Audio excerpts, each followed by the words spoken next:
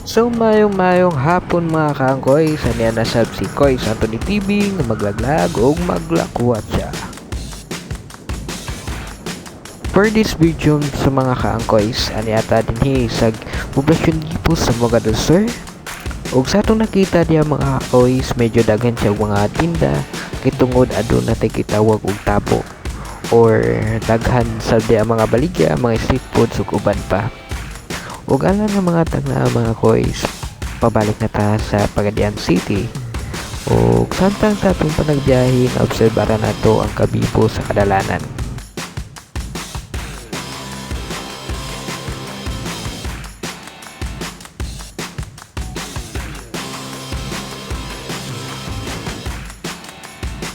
Aduna usay mga checkpoint alang sad sa pag-observe sa peace and order sa maong lungsod dinhi sa poblasyon Kipo sa Mogador Sur.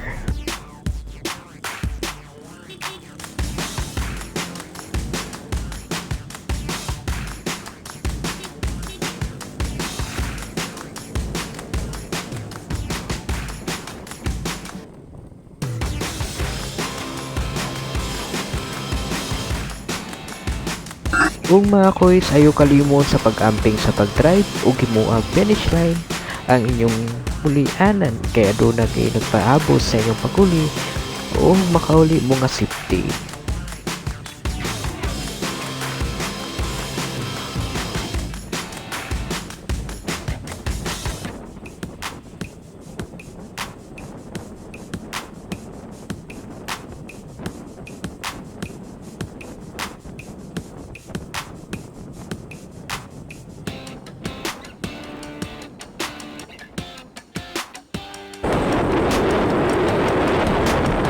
So grabe mga kaangkoys, kanindot yun ining dalan sa poblasyon Kipos, grabe kamugaway, kapatag, ug labaw sa tanan ang ihang view mo'y nakadalag yun, kanindot yun sa nag mulingi ka mga koy sa wala og tuo, halos grabe, green jud nature, makita gyud mo ang kanindot sa nature.